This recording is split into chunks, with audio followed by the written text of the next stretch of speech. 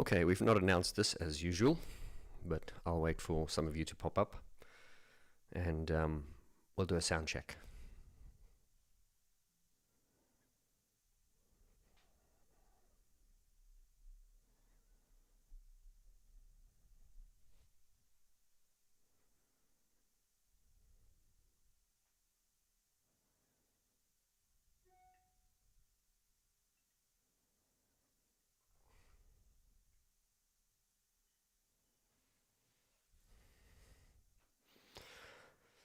Okay, looks like it's starting now. Hello, Tony Duncan. Always the first in, regardless of the time of the day. And it's good to have you, Tony, because you can always check my sound. Is the sound okay, Tony?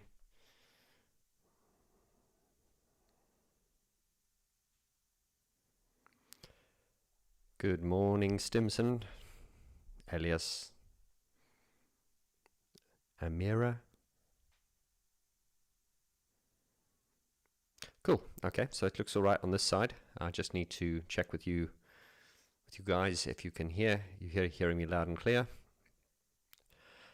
Now, if Tony Duncan says it sounds good, then we can be rest assured it does sound good. Tony, I do believe that you're always the first to pop up on every live stream, even though I don't announce them. Good to see you, brother. Hello, James. Thank you for joining.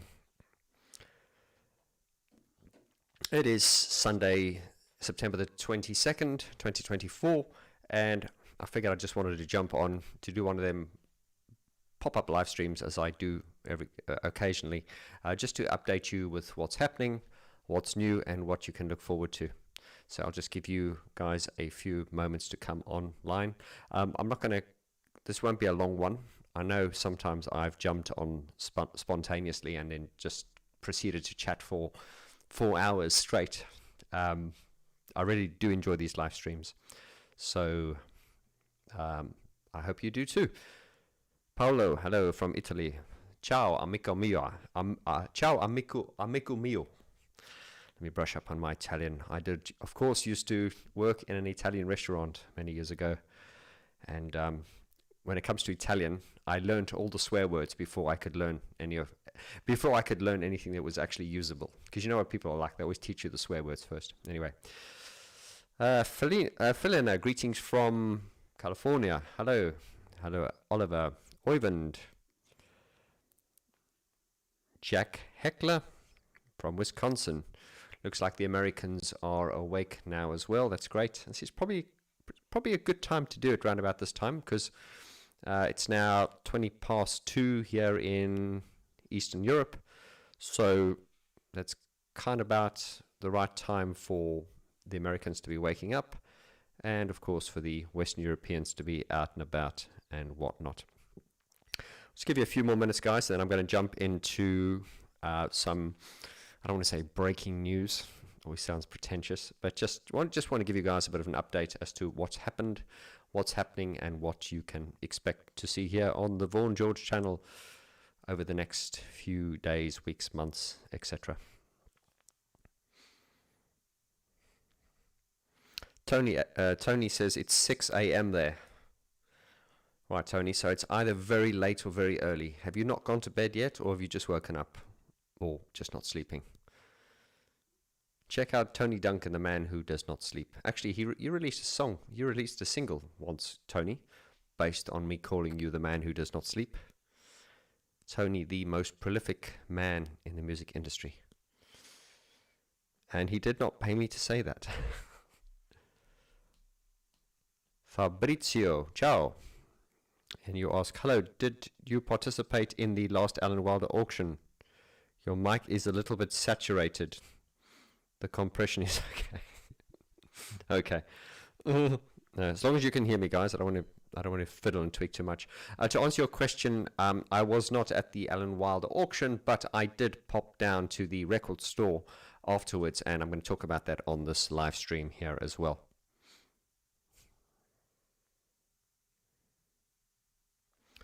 Oliver says, it's the Shure mic, isn't it? Same here. Okay, well, I mean, as long as you guys can hear me and it's not too soft or too distorted or anything like that, we'll jump in soon. Thank you, Tony. I'll take a fiver. Remember, it's a tenner next time, Tony. Okay, guys, just give a few more minutes for a few more of you to pop on, and then we'll just start with just with a catch-up, a roundup of what's been happening over the last couple of weeks or so, what's in the pipeline for the next few days, weeks, months, here on the Vaughn George YouTube channel.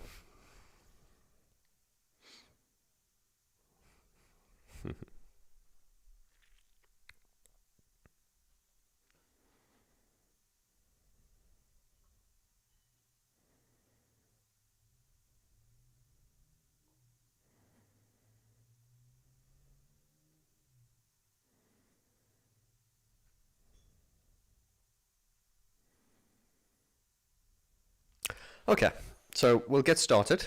As I say, this won't go on for too long. I just want to fill you in as to what's happening over the next few days, weeks, months to come. Hello, Darren. Nice of you to join us. Darren, one of my very first subscribers ever. Good to see you still sticking with me, brother. Thank you. Okay, right. So first of all, good morning, good afternoon, good evening to you wherever you may be on this beautiful planet. And the planet is round, by the way, and let's not go off topic. It's quite funny. I was, sometimes with YouTube and scrolling and stuff, you can go down rabbit holes. And I've been on a little bit of a trip lately, watching people who are trying to convince us that the world is flat. And what I try to do is I always try to, because people don't listen these days, people just talk over each other. And I always think it's very important to listen to people. Even if you disagree with them, you need to listen to them. And even if what they're saying is bizarre, you still need to listen to them. And when it comes to the whole flat earth debate, I've heard some really seemingly intelligent people talk with such conviction and such passion and such assurance that they are convinced that the world is flat.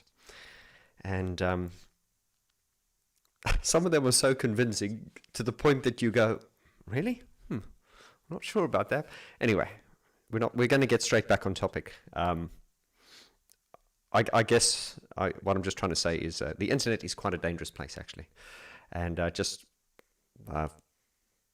sort of randomly watching flat earth videos recently. I never used to watch things like that, but there was part of me that just thought, hang on here, let me try and get into the mindset of these people who believe that the world is flat, and just, because you have to listen to people, and I always try to understand. And anyway, now we're all really going off topic, but just to end this segment of the monologue, I do not believe that the world is flat. I'm very intrigued by people who do. But yeah, let's move swiftly on. Right, okay, so for those of you who've been with me from the beginning, I want to say thank you very much. And to those of you who have just joined, welcome to the channel. So just some things coming up over the next few months. First of all, you guys are probably aware of this. My interpretation shows, we've sort of branded, not copywritten, but we've kind of branded the word interpretations, so to speak. And this all just really started off from the early days of my Depeche Mode album review series, where I would demonstrate the songs. And then what I would do is, as you guys know, my channel has become well known for not playing things on synthesizers and keyboards necessarily, but stripping the songs back to a piano and just, so that I guess one of the sort of things of my channel is explaining songs, not so much the production of stuff, but also the songs, and helping you hear the songs in a different way.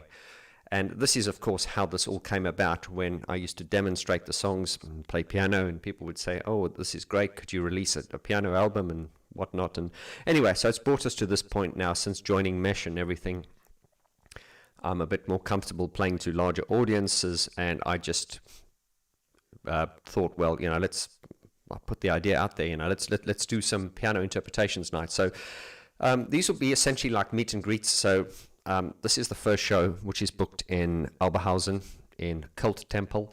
Now, we've played in the Cult Temple before. It's a great venue in Oberhausen. I've played in there with Mesh before.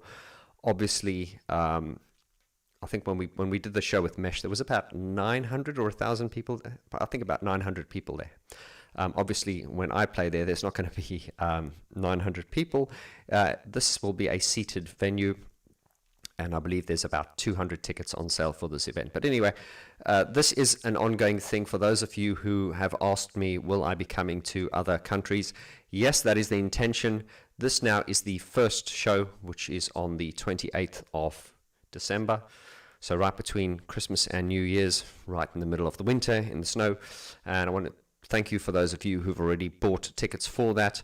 I'm very excited. I'm a little bit nervous, to be honest, because, you know, when you go up on a stage and it's just you and a piano and a microphone, I think I think the biggest thing I worry about is sometimes forgetting. And I was, just to be a little bit random, I was watching the latest movie. I was watching Top Gun 2 the other day. Great movie with Tom Cruise, obviously. And there's a scene in there where he goes, "Don't think, just do." And I think that's very, very interesting, and something I've spoken to with my students as well, who are piano players and piano performances, is that when you're performing live as a pianist or any musician really, you really just need to let your instinct. Because sometimes I find when I'm playing, I will sometimes look at my hands and going, "Oh, how am I doing? Oh, that's interesting," or whatever. "Oh, how am I doing this?" And the moment that happens, that's when it goes wrong. So also when we do the shows with Mesh, obviously we play to large audiences, and you know, we're obviously there's like an excitement before you go onto stage, and that it's a bit different with Mesh because we're playing to a large audience, and and you've got the other guys in the band, and there's like this camaraderie. But I just think for shows like this, it's going to be a very different vibe, sort of just walking onto a darkened stage with some faces lit up, because the whole idea is for this to be very sort of intimate. So it's literally just going to be Depeche Mode songs played on a piano with me singing them in my own way. So this is why the reason interpretations. I cannot stress strongly enough that this is not a Depeche Mode. I'm not creating a Depeche Mode tribute act here. No disrespect to anyone who is in a tribute act or anything like that. It's just that this is very different. I'm not going up there to try and sound like Dave or Martin. I'm not going to be dressed like one of them. I won't be wearing a dress. I will be going up as myself and interpreting this in my own way. So I hope that makes sense. I don't want to over-explain this, but there have been quite a few questions regarding these shows. There is the possibility of a London show in January. We're just busy putting the pieces together for that now. But for now, this particular show is set in stone. So if you'd like to go there, tickets are available in the description beneath this video. And so that's the Vaughn George Interpretations shows. I hope I've explained that well. Right, so then moving off from the interpretation shows, that brings us nicely into the band Mesh, which obviously I've recently I've been in Mesh for over a year now, and I think already done 15 shows. So just giving you some of the Mesh, the Mesh breaking news is they have just about to release this beautiful album, which is one of their legacy albums. Was released 25 years ago, and the album is called, there it is there, The Point at Which It Falls Apart. Now, a lot of Mesh fans will, cite this as one of their favorite Mesh albums. It really is, I'll get to that now. It really is a great album. So we've also got the show in Dresden in the 14th of December. I'm just going to pull up that graphic for you quickly here. There we go, because that's the CD. And the show, which is at the 14th of December, is the show which is called, okay, I seem to have lost the graphic there, so excuse me. The show on the 14th of December in Dresden is called The Show at Which It Falls Apart. And that is really a special show, which is to celebrate the re-release of the 25-year anniversary and the re-release of this album, which is called The Point at Which It Falls Apart. And that was released in 1999. and it was a Mesh favorite. Now, of course, I can't take any credit for that. I was certainly not part of the band back in those days, but I'm nevertheless very excited for the re-release and also for the show, because I do love performing. Okay, that's Mesh news. I just want to sort of emphasize to you guys here that a lot of you do watch a lot of you are here because you like the Depeche Mode content, and for those of you who've not yet been made aware of this fact, is I have started a separate YouTube channel called the Depeche Mode Hub, and that is, you can just find it there. It's at Depeche Mode, or you can just type into YouTube Depeche Mode Hub, and you will find all my legacy content there. So the whole idea with starting the Depeche Mode Hub was to sort of move all the Depeche Mode content onto its own YouTube channel. So here on the Vaughn George YouTube channel, of course, we will talk about Depeche Mode still a lot. Depeche Mode is very important to me and to this channel and to you guys as well. But it's just that I do want to, and you probably saw, like, I confused some of you. I think my last upload was all about Oasis. And the reason I did that was because on this channel, I don't want to throw my net too widely, but I do want to sort of comment on, other things within pop culture and stuff. I do want to do a lot of videos on 90s music. The 90s was more my decade. The reason I think we talk about 80s a lot on this channel is because of the fact that we talk about synthesizers, and fundamentally a lot of the sort of legacy synthesizer bands came from the sort of 80s and stuff. But I do want to sort of throw my net a little bit wider, talking about 90s music, and also a lot more sort of piano and keyboard based stuff. For instance, I've got a video that I'm working on now, which is about Elton John, about all his, how he starts songs, and there is a certain thing that Elton John does in a lot of his songs, which are typically Elton John. And of course, there will be those of you going, "Where's Depeche Mode?" And that is why I've started the hub, because I want to move the stuff over to the hub. There will still be Depeche Mode stuff here, but I do want to focus on, there are so many great keyboard artists out there that I do want to sort of focus on here as well. And also, this ties nicely into the my coaching and artist development and things like that, which I never really talk about on the channel. It's always there. I never want to be too salesy and pushy, even though this is my livelihood. But I think you guys will understand, as the content comes along, and especially those of you who've been around for a long time, I think you will appreciate the change and the fresh new direction. So yeah, there's the Depeche Mode Hub, and then of course there's the watchvg.com, which is sort of my proprietary home page or streaming site where you can watch all my content without adverts in a Netflix style environment. And so that's it. Now, also something I've just signed up to recently is Substack. Now, for those of you who are not familiar with Substack, Substack is a writing platform, and it's interesting because a lot of you sometimes have asked me how I produce my videos, and I often say that's a big word. I don't produce them. I kind of wing them. I'm quite sorry to say, I'm not embarrassed to say, I'm just being honest here. Most of the videos pretty much every video I've done on my YouTube channel, the Depeche Mode stuff included, nothing's been scripted. Everything's just kind of, I'm just talking. It's like if you and I were to sit in a pub together and talk. I'm just talking as I go. So that is why I like to always talk about things that I'm a little bit more knowledgeable of. Within that, I never profess to be an all-knowing authority. I've never fancied myself as a music journalist.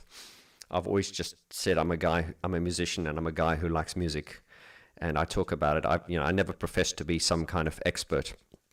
Of course, there are those who don't like what I do, and when they want to have a go at me, they always say that Vaughn George professes to be some kind of expert. I have never, ever professed to be an expert, and that is why I always open it up into the comment section. The whole idea of this channel is community. We're talking, and I always, with every video, say, what are your opinions and stuff, and I learn a lot from you guys, the community, and I get put in my place sometimes because I do get things wrong, and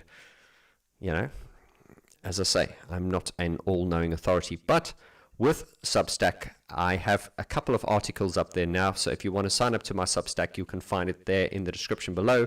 And that was just a lot of fun for me, because that was a way for me to write about bands. I've put up, the first video I've put up was all about AI and my feelings on AI and how much I hate AI, to be fair, and how much I realize how ignorant I sound in saying that, because I think AI just scares the shit out of me.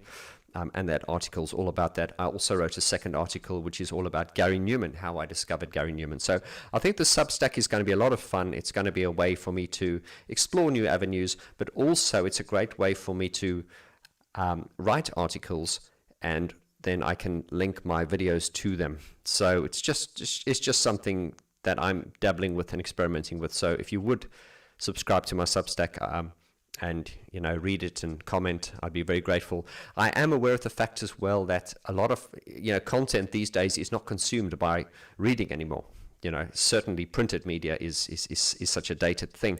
So most people consume media by video and podcasts and stuff. But there were some people who were. I am grateful to those who found my Substack. And some of them, one in particular said, it's so nice to read written content, and he complimented me on my writing, which I was very flattered by, because I'm not a writer once again, but it nevertheless was nice to actually write, and I find writing content is quite nice, because when you write things, like in the case of blogging or Substack and things like that, you then have something that is out there that you can refer to for a video later. So I'm very, very excited about this. And for those of you who like written content, I'd be very grateful if you could have a listen or have a read, and let me know what you think.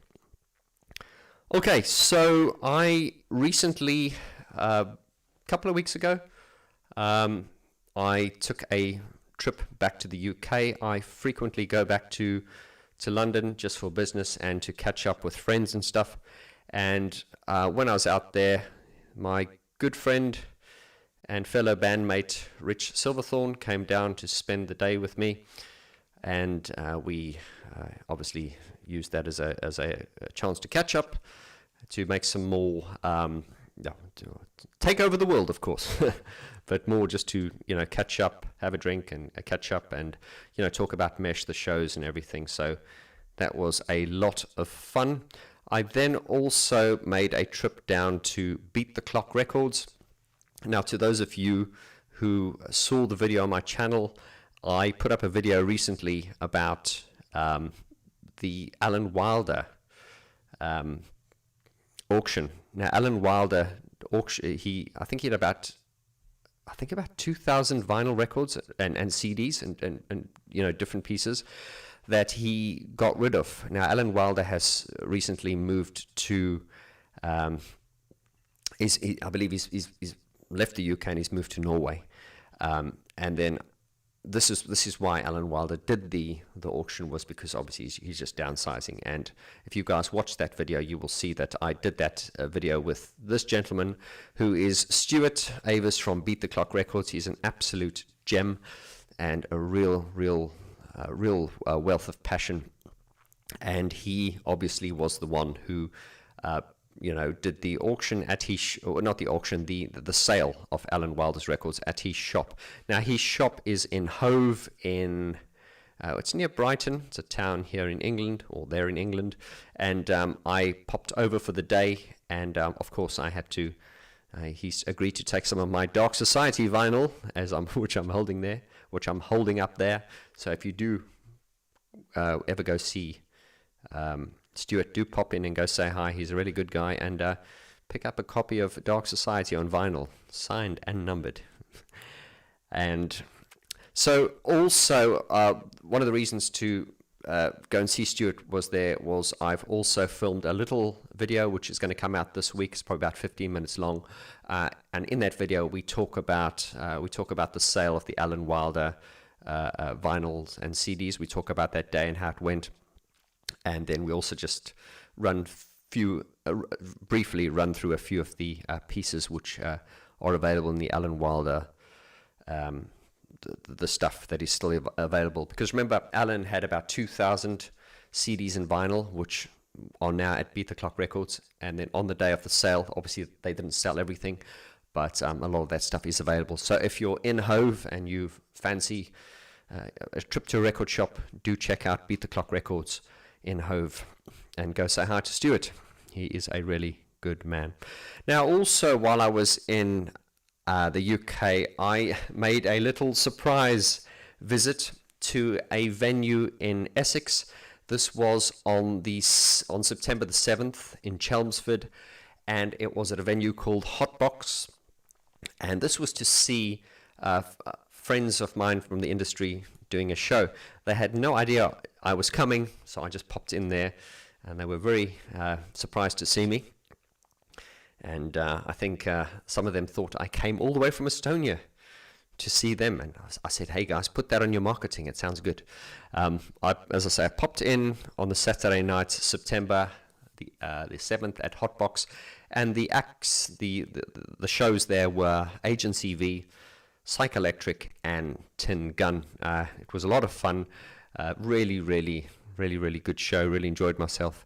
And I've got some photos popping up here, along with some of the other good people and friends I went to see while I was in London.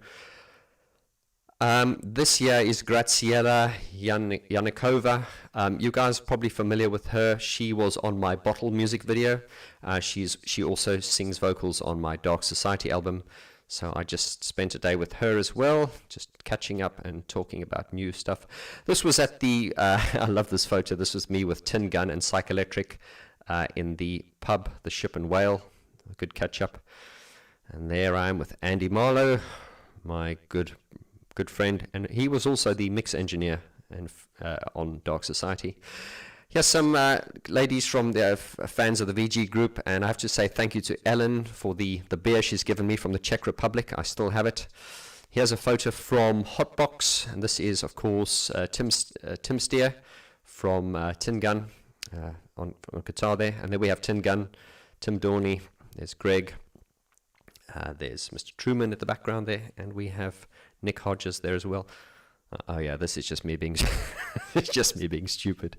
I saw the sign and I couldn't resist. I'm moving swiftly on. And this is Marie from Agency V, and they were the first act on that night. This was at the HotBox. And there I am with Mark Truman and Mr. Tim Dorney from Tin Gun. And this is here's a shot here from Psychoelectric. Psychoelectric. They are, of course, Greg and Nick. They are look at that. Look at those handsome chaps. That, of course, Greg and Nick from Psychoelectric. And Psychoelectric. They actually supported Mesh when we did our Berlin show this year. They were a support act, and they did really well. They were pretty nervous because they'd not played a show that size. Nick and Greg are both very experienced musicians, but this is, under the name of Psychoelectric, this is a pretty new thing for them, and I think they were quite nervous to play on a stage that size, but they owned it, and they did really well. And I think out of a lot of the support acts, the support acts that have supported Mesh, they were certainly one of my favorites. I just loved their energy and tongue-in-cheek and not taking themselves too seriously, but at the same time being very good. So do check them out. They have a new single coming out, and I'll be hitting them for an interview and a podcast very soon. Right, and something that has also been very important. Some of you might be aware of this, some of you may not be aware of this, and that, of course, is the second pressing of Mode.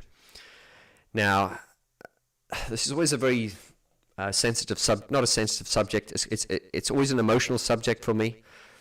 It was this time last year, exactly this time last year, where Brian and I were, packing these books and getting them out to you guys. We did the first pressing of Mode. It was we sold out all the books in 6 weeks. It was Brian Griffin's most successful book to date so far as amount sold in such a short space of time. And it didn't surprise me because I know how passionate the Depeche Mode community are.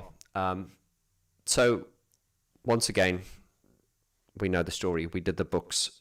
A lot of people wanted a book, but of course, we'd sold everything out. Brian and I did talk in private about the possibility of doing a second pressing. We then started to put the plan into place for doing a second pressing. We were not going to tell people about it. We were just going to announce it when it was done. Now, for the first pressing, what we did was, as you remember, we crowdfunded it. We put it on Kickstarter, we crowdfunded it, and we got the money from you guys. We funded the project, and that's how we did it. The second time round now, this is not going to be crowdfunded. I have funded this myself out of my own pocket. I wanted to show good faith by not asking for money to fund it. And also, it's a financial risk, of course it is, but I wanted to show faith in the product and my belief in the product, and thereby not request funds from anyone. So once again, this is not a hard sell. All I'm saying is there was demand for it. It's there now. And this over here is the first page of the second pressing. Now, the second pressing is essentially, it's the same book, I mean, if it's not broken, don't fix it. It was just very important, that this was handled in a very dignified and sensitive way. In fact, I thought long and hard about doing this. When Brian did pass away, I thought, well, there's no way I'm going to release this. But of course, I'm a co-producer of this book, so I have the rights to do it if I wanted to, but I needed to make sure that it was done in a sensitive and tasteful way. And as a result, I sought counsel with Brian's inner circle, our closest friends, and I did say, look, does this feel right? And if any of them objected, I wouldn't have done it. So it felt right. Everyone in the inner circle basically just said, look, Vaughn, you know what Brian was about. Brian loved his work, and I think this is what Brian, one of Brian's friends said. What Brian loved about me was the fact that I loved his work so much, and Brian's first love was his work. So it was nice to hear that. I guess maybe I'm over-explaining it, guys, but I just, in the sake of transparency, I just want to... it's still a sensitive... the Brian Griffin thing is still a really painful, raw nerve for me, and doing this again, it's opened up that yearning I have for my friend and everything. But anyway, the good news is, for those of you who missed out on the first edition, the second pressing is going ahead, and we're calling this the Memorial Edition. You can find the information on my website at vaughngeorge.com, and you can pre-order that now. Now, I can tell you now that the stock is, according to the manufacturers of the book, the stock will arrive at the end of October, and then we will begin shipping that out in the beginning of November. So once again, ships anywhere in the world, and it's probably good news for those of you in Europe now, because we are shipping from Europe. I know when we shipped the first edition, because we were in England, there's a thing here in sorry, I'm not in England at the moment. I don't want to get political, but Brexit didn't really do the country many favors. That's a view. Some people will probably disagree with me, but it will, when Brian and I had our business, the moment Brexit came in, and along with COVID, it affected our business quite badly. And a lot of people didn't want to purchase from Britain because Brexit made things so difficult. The good news for those of you who are living in Europe at the moment is we are shipping from Europe, so it should be a little bit easier for you. We are shipping to the UK and to America, of course, as well. The bad news for you guys in the UK, it's going to cost you more now because we're shipping from Europe. But Europe was our biggest market, and so was the United States. But anyway, that's it really. If you got any questions, you can always hit me an email, fire me off an email, and I'll be glad to answer any questions you have. Once again, now in production, will be available at the end of October. And that is the Mode, the second pressing, the Brian Griffin Memorial Edition. And it's worth me also saying that, although I'm the right holder of this book and everything, and I'm funding it out of my own pocket and everything, I have to make that clear. And you can be rest assured, though, that the Brian's share of the profits will be paid to his family, of course, because it's with the blessing of the family that this can go ahead. And as Brian always used to say, he used to call it money for the grandchildren. So I feel I'm doing the right thing, and I'm very excited about it. Oh, so that's quite, as you see, is quite a bit happening there, guys. That's pretty much it. There are other things as well, which I'm not going to bore you about. So that's just mainly what I wanted to get through, was the interpretations piano shows, and we are looking at other territories now. There has been interest. There is a lot of interest from Poland, Czech Republic, Finland, that part of the world, and I'm glad I live in this part of the world now, because I can, get to these areas easier now.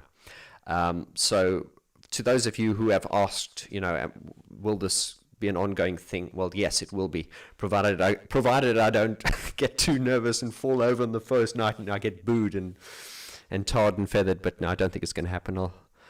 I'm sure I will be okay. And so, yeah, looking very forward to that. The Interpretations show, Depeche Mode Hub we know, Watch Fiji we know, there's the Substack, the Mesh re-releases, my visit to the UK, Beat the Clock and HotBox, and all my visits in London. So yeah, I think we've pretty much covered everything there. I think what I'll do is now I'll take some questions from you guys, just to give my brain a break. Oh, that was intense.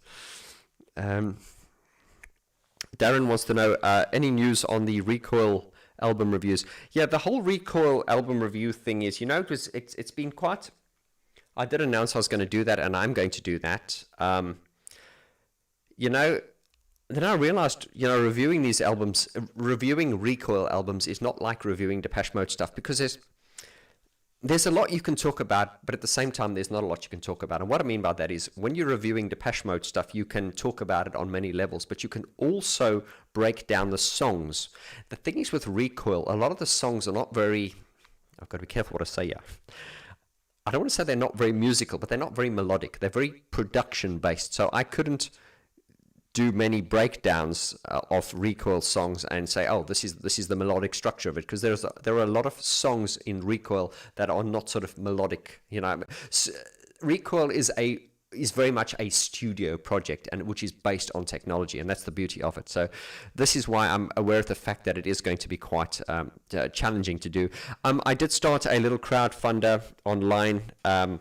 Some people got really offended by me doing that, so I had to put them in their place. The crowdfunders, which I do, are not to exploit people, contrary to what some people may think or say. The crowdfunders are really there for when I fly abroad and I go and interview people and I plug microphones in and stuff. That has a cost, and I think most of you here are intelligent enough to understand that. And that is why I started the crowdfunder. We have not raised much at the moment, but I'm not going to ask for any more, and I will just basically do I will produce it in the best way I possibly can. So I want to thank those of you who have shown the interest in it, and it will go ahead. Yeah, it's just going to take some time. Right, so read some of the questions here. Lloyd Soldat. Hello, Lloyd. How are you? It's good to see you, brother. He says, it's been nearly a year. Do you miss England? I do, Lloyd, but I fly back very frequently. And next time I fly back, I'll let you know when I'm coming, because I do these little gatherings where I don't tell many people I'm coming.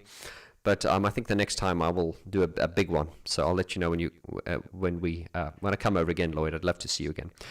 Mr. Steer, hello. Yes, we have Mr. Peter Steer right in here. Mr. Peter Steer from Agency V, and also from Tin Gun. And well, go on, Peter. You've been around. You've been in many, many bands, and you've also been an Andy Bell stunt double on one of his music videos. So yeah, I think we should get Peter Steer on for an interview sometime. Pete, I'll hit you after this, and we'll set up an interview. Elias, are you still planning on reviewing the latest Pet Shop Boys album? Yes, Elias, I am. I'm so sorry. Oh my God. Yeah, I said I was going to do that. That's one of those things I said I was going to do, and I didn't. Oh, I'm so crap. Yeah, I enjoyed the new Pet Shop Boys album, and I will do that. I promise you I will. By the time I do it, they'll probably have released another album, but I'm sorry, Elias. I will get onto that. Right. Oh, I see a big Scottish flag there. What does that say? Hello! Oh, hello, Jenny. How are you? How very nice of you to join, Jenny. What's the weather like in Scotland today? Field Hippie asks, is Daniel Miller still making music?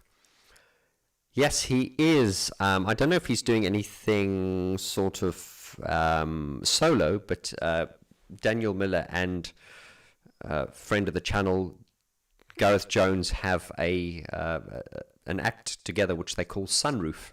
I love the name Sunroof because it's just so non-threatening. Sunroof. It's just such a throwaway word, sunroof, and I mean that respectfully. What I'm saying is, I mean, you've got Gareth Jones and Daniel Miller, who are, respected geniuses in the industry.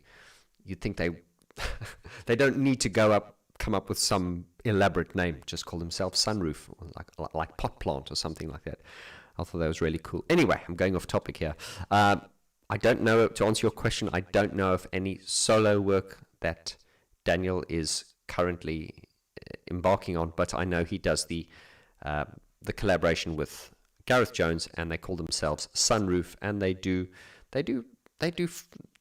actually frequently perform it at festivals, but they do modular synth performances every now and then.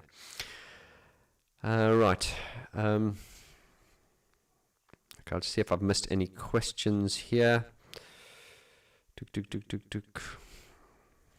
Darren Cotter says, nice plug. Great album, by the way. Okay, I'm not sure which album you're referring to there, but I only talk about good albums, but thank you.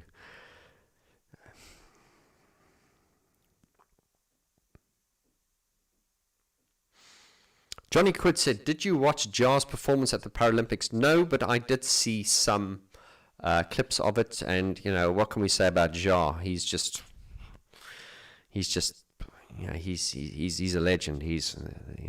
There's no criticism there. I mean, yeah.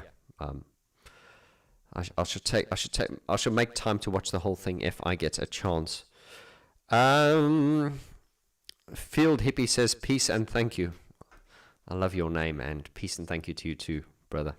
Or sister, whatever you are.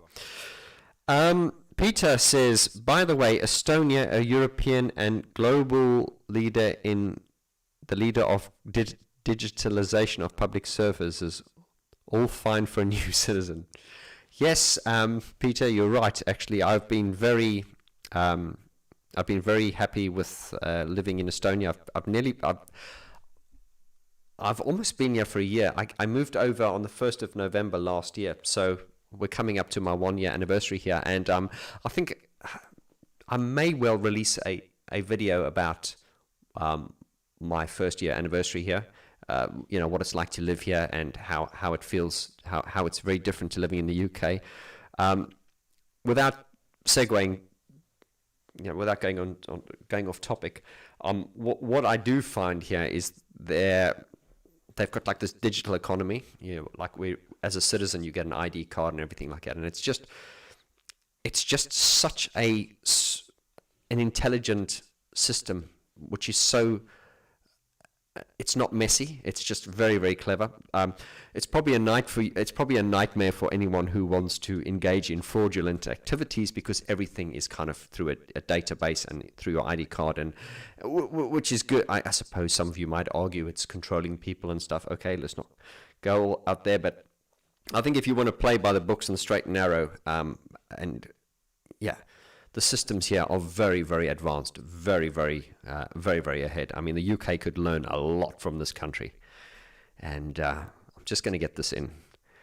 I'll tell you guys about that video. But there are many things I like about Estonia, and one of the things is just the decency of people. I have still to see a nutter on the street, like a crazy person, or stuff you see in the UK, which is like quite common, like nutters on the street, and I have not seen it here. And to be fair, it's been a shock for me every time I go back to London, especially. It's like, oh, it really hits you when you leave here, because yeah, there's a lot that they're doing here that the UK could learn from. A lot, really. We'll just leave it at that. Right. Oh, and Darren is putting some pressure on me. Darren wants to know, how's the language coming along? Darren, absolutely terrible. I'll tell you what, my wife is Estonian, and she did hope that I would learn the language, and I'm quite good with languages, to be fair. When I know when I was working in the Italian restaurant and stuff like that, and my fellow colleagues were Italian, and they would teach me, and I would learn very quickly, because Italian, I guess, is a Latin language, and it's different to English, but it's a Latin language.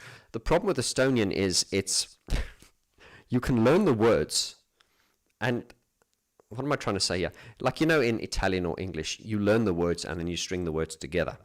It's not like that in Estonian. You can learn the words, but the moment you put them together, the endings of every word change for no apparent reason. So it's like, okay, so I know the words. I just don't know how to make sentences now. And this is a nightmare because my daughter now, who's 2 years and 8 months nearly, she's left me behind because she and I were learning at the same time. We were learning from picture books as like, we'd learn together like dog, cat, mouse, just basic things like that.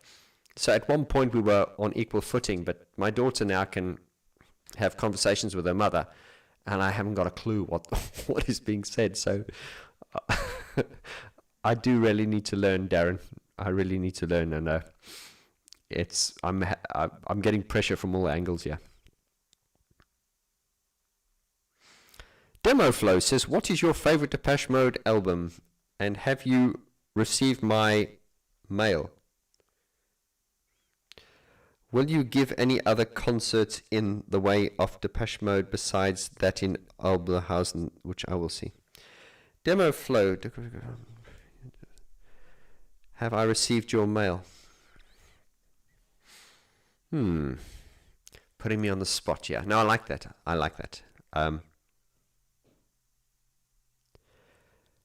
Remind me.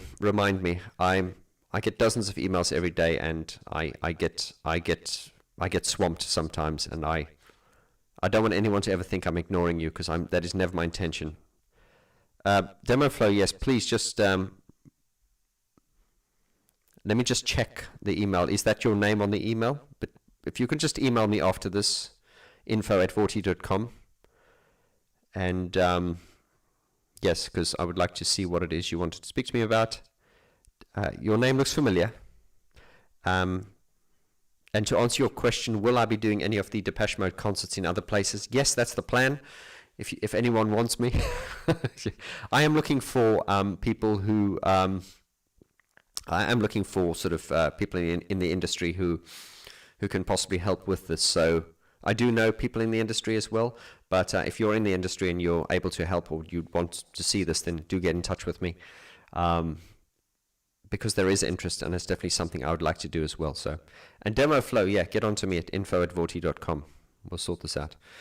Music Man says, hi Vaughn, did you see the music of Jane's Addiction getting into a fight on stage recently? It's so curious what your opinion was, what you saw. I thought it was quite sad. Yeah, you see, I saw that, and it was very shocking, actually. See, these are kind of, I sometimes see things like this, and I sometimes see things like this, and I go, God, I should make a video about that. Then there's this voice in the back of my head going, off topic. And I've had some of my inner circle friends who just say, Vaughn, it's your channel, talk about what you like. And And there has been some criticism, and this is I'm getting quite deep here. There has been some criticism of people who've been following me from the beginning, where some people said at some point the channel felt like there was like the fun had gotten out of it. And I think there is a bit of truth to that. I think I did get to a point in the channel where not where I was not taking myself seriously, but I think I was when I started the channel, and you can just see with those early videos where I was just mad, and I was enjoying myself, but I wasn't. I was just so in love with what I was doing. Then I think I got to a point where I think I realized, okay, we've got something good here, and there is an expectation to deliver, not take myself seriously, but I'm expected to adhere to a certain standard. And I think there is a phase where you can see where the content and my delivery and stuff became a little bit wooden, because I think I was thinking too hard. I think we've come out of that now, because I think in recent videos some people have said there seems to be more fun in there, and I think I'm also just at a stage now where I won't say I don't care, but I just think I'm a bit more comfortable in my skin. It's difficult, because when you care about something, it's like when you like a girl. I'm sure you've been in this position. If you really like someone, you think carefully about what you say in their presence, and then there's always that girl that, well, you don't dislike her, but you don't fancy her, so you're just yourself, and then she falls in love with you. So it's the same kind of thing, when you care about something, you tend to think too hard about it, and that can often stop you in your tracks. And that's certainly a problem I've had with my channel here as well, is just overthinking. And I guess I just need to be a bit more open with you guys and just go, hey man, I'm putting this video out. If it sucks, just tell me it sucks. But yeah, sorry, I went very long-winded there, and I think on the fight on stage with that Jane's addiction thing, that is something I would have really liked to done a video on. I just didn't know if anyone would be interested. Peter Steer said, I'd love to do an interview. Okay, Pete, well, hit me. And I'd actually love to do one when I'm in the UK again, but we can do one on Zoom. I'm actually going to do one with Psychoelectric soon anyway, so we could do one separately as well.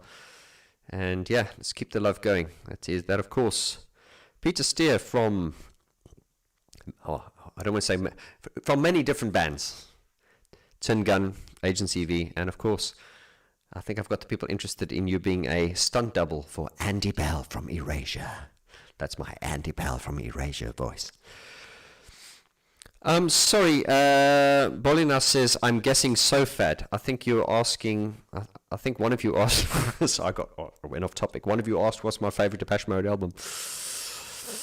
I think my favorite period is from Some Great Reward up until SoFad. That's my favorite period. And I'd actually even include Ultra in that. But my favorite album is, I'd probably say, my favorite. It's difficult. If I had to pick one, which is hard, but I have to pick from there. But I'd probably have to say Violator, just because of the time of my life and that it reflects and everything. But yeah, I mean, that period of Depeche Mode, 1984 till 1993, it's just, I mean, anyone, any producer or band will be chasing that forever. And we'll never get there. That was just, wow, just a time. Johnny Quid says, Barcelona, please. Is that for me to come to Barcelona to do the piano shows or not? I'm just assuming. But yeah, I'd love to. I love what I love about these interpretation shows is, when I do the mesh shows, I mean, we love performing, but mesh shows are always, they're a big thing. We do bigger shows than some, but I mean, if you take like the Legacy tour we did this year, these were some very big shows, like the Berlin one and Leipzig. These are big shows, with crew and production, and there's a lot of money at stake, and these are big shows. The interpretation shows are not. The whole idea with interpretations is to get into a room with, I'm happy to do shows of 30, 40, 50 people just in a room, with the lights out. Oh, Vaughn, you kinky bastard.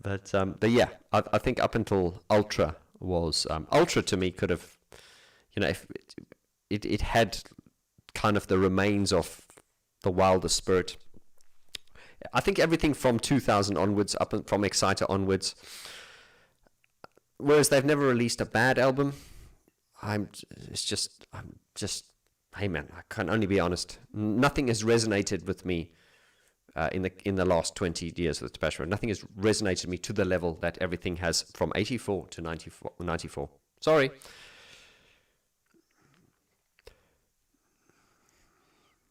Do you go to any Depeche Mode cover band concerts?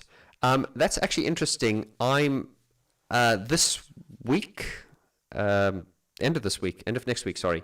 Forced to Mode are actually coming here to Tallinn. They come to play, and I've got some mates flying in from the UK. I've told them they need to behave themselves because, in Estonia, yeah, everyone's really well behaved, and now I've got bringing my scummy friends from the UK. I'm scared they're going to get arrested. No, it's not that bad, guys. And my friends aren't scummy. I love them. Yeah, Forced to Mode are playing next week, and I'm going to be seeing them. So that'll be my first Depeche Mode tribute act. Forced to Mode to me are they're like the standard by which I think tribute acts should be measured. They are outstanding. Field Hippie says, do you collect vinyl albums? No, I don't actually. I just, it's not something I want to get into. It's expensive, and it's mainly because it's an expensive thing to do. And everyone that I know that's got a huge vinyl collection, they end up getting rid of them eventually. So, like Alan Wilder did. But no, I occasionally buy vinyl albums. In fact, the last 2 vinyl albums I bought was when I was at the Beat the Clock Records. I bought 2 from the Alan Wilder's personal collection, an Elton John one and a Eurythmics one. Actually, I'm lying because I picked them up and I was going to pay for them, but Stuart wouldn't take any money from me. He gave them to me. So thank you, Stuart, if you're watching this. So yeah, I don't actively collect vinyl, no.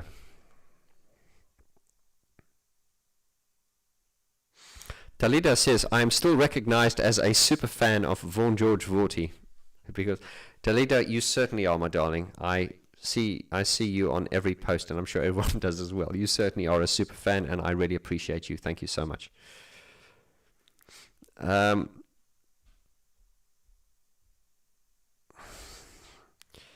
Jack says, how are you, love? Oh, very good. Thank you for asking. Johnny Quid says, do you like Mainskin? Haven't heard much, so I cannot comment on that, no.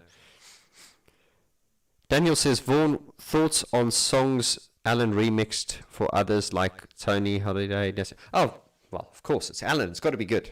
Yeah, I mean, exceptional. David says, good morning, dear Vince. I have just one question about the mode book from Brian Griffin, year 2023. Yep, fire away. Don't leave me in suspense here. You called me Vince. That's fine. I've been called worse things before. That's fine. Deepak says, many think Alan Wilder is like Sid Barrett from Pink Floyd. It's a view. Elias says, Tears for Fears are actually going to release a new album called Songs for a Nervous Planet in October. Okay, well, thanks for that. And something did come across my radar the other day, that a new song from Tears for Fears, but then I just thought maybe it was referring to something from the Tipping Point or something. But thank you for clarifying that. Tears for Fears I do love, and I will certainly review that.